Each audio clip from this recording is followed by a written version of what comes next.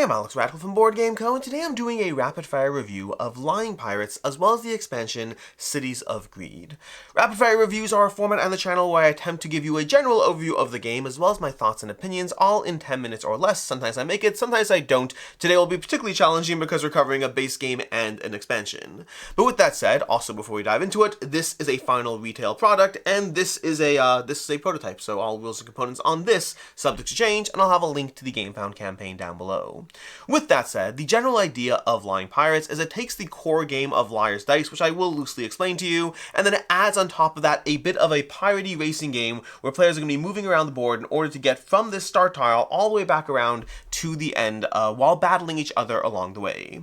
The general arc of the game is you're going to start with the Liar's Dice phase of the game, where you're going to take your dice over here, very loud dice, you're going to roll them in your cup, and then you're going to go ahead and peek at your dice. So I can peek at mine, or I can show you, and I have a 2, 6, 5, 2, and 2. That's a whole lot of 2s, which is a good way to start. Now keep in mind, all the other players have done this as well. You're going to start with a bit of an opening bid. I think that there are at least 4 1s around the table. From there, players can escalate either the number of dice or the number that you chose. So for example, another raising bid could be 5 1s, or it could be 4 2s, or 4 6s. I went ahead and I started with 1s to bluff people. I have no 1s. It's not going to help any. Actually, you can't do 1s. I forgot about that. 1s are effectively wild. So I'll say I have two threes. I'll start with that to throw people off.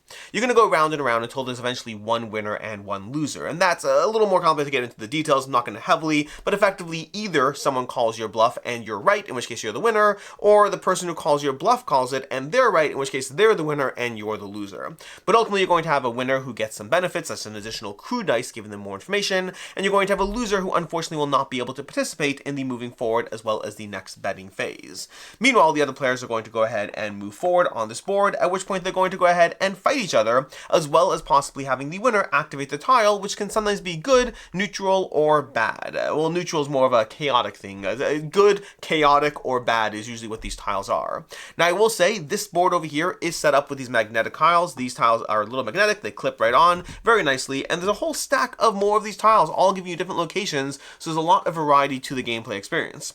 But the general idea is you now have a battle phase. The players who move forward all engage in battle, rolling their dice, and in this case you're looking for one winner. Whenever you're rolling dice, sometimes you're looking for a loser, sometimes you're looking for a winner. I'll show you how that plays out here. We roll the die, they're all the same, we're going to roll again until there's a winner. They're all the same, we're going to roll again until there's a winner. There we go. This is the best result, this is medium, and this is the worst result. So in this case, this player is now the winner, and they get the benefit, which is usually helpful.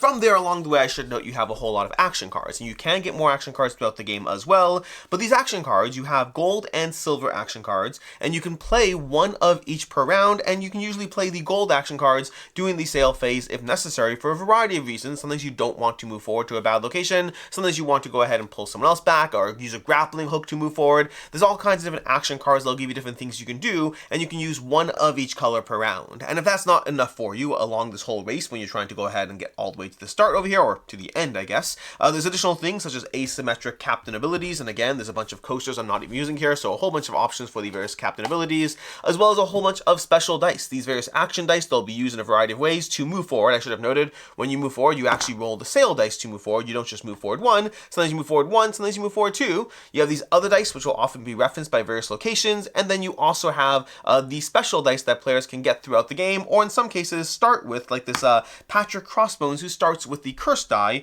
but not affected by the negative results of it.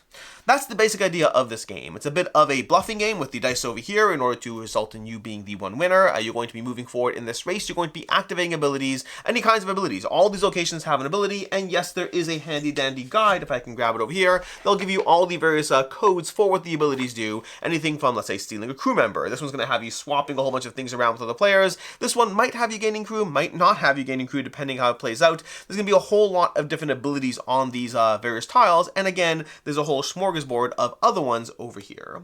With that, we're going to go ahead and dive into my thoughts, and then I'm going to give you my thoughts on Cities of Greed separately at the end of my general thoughts. And I'm going to start off with my usual question with my rapid-fire review format of, am I keeping the game? And the answer to that one is a no. Why or why not? Ultimately, while Lying Pirates does do a good job at the overall bluffing game and giving you an easy-to-table game that is good for a general group dynamic while not being too heavy, these are honestly the pros, we'll get into the pros later, for me, ultimately, I find the gameplay experience a little lighter than what I personally would like from this. not. My favorite part of the game is the Liar's Dice phase, which is ultimately an entire different game on its own, and the rest of it has you racing ahead and using all these different action tiles, but I didn't find the action tiles so exciting. I didn't find the gameplay rolling dice so exciting. There's a lot of rolling dice, a lot of luck, and it's all based around this Liar's Dice aspect, which to me is my favorite part of the experience. So ultimately for me, it wasn't a satisfying enough experience for me to enjoy it enough to hold on to it. As far as other games you might want to check out, you might want to check out Jamaica. Jamaica is an excellent racing game that is very compelling, very beautiful artwork, and one that I haven't played in a while, but is always a good racing piratey game in my opinion. And if you're looking for something that's not necessarily bluffing, but a little bit more push your luck in the piratey genre, check out Den Bad's Draw for a push your luck pirate themed game that is no racing, no board, it's all just a bunch of cards, but a very satisfying, fun experience.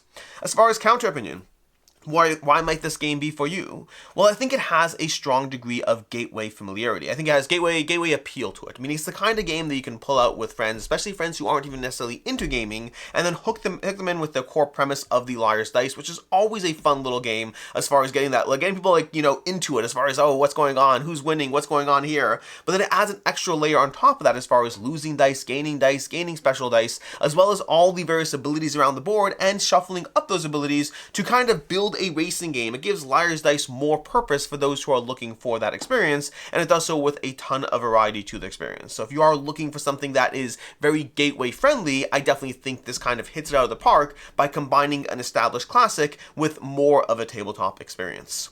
As far as the expansion, Lion Pirates Cities of Greed, this one I'm unfortunately even less positive on. And the reason for that is it still didn't make the game better for me, but I see less of the appeal to the gateway crowd in that sense, meaning Cities of Greed is effectively going to add a few things. It adds 2 new tiles to the experience, which is nice to have more variety, but honestly you have a lot of variety in the base game as it is, and it adds these location cards as well as these influence cards. Location cards are going to be tucked around the board in ways that are going to give locations to various spots on the board, and then players have the opportunity to play these influence cards in ways that will either hurt or help people who are at those locations. And you can buy these the same way you'd buy action cards in the base game, so you can constantly replenish your supply of them, but effectively it's just kind of giving you a boost. It's giving you an extra level of setup and then a boost to being able to help or hurt others.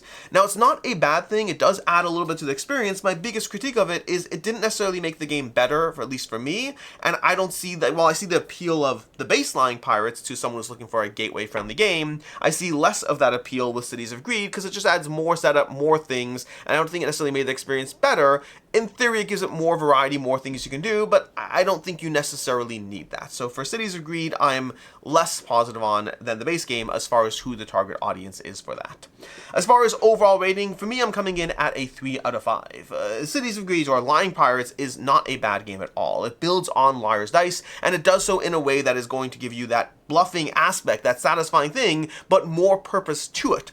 The more purpose part, I did feel most of the locations were not as interesting as I would like, and so it mostly kind of felt like a kind of luck-based racing game. Sure, there's elements of the bluffing part which you're in control of, but overall it's a game that I enjoy, but not one that I would necessarily feel the need to seek out further. So for me, I'm coming in at a 3 out of 5. In any case, until next time, I'm Alex Radcliffe from Board Game Co. I hope you found this review helpful, and as always, I hope you have a good one.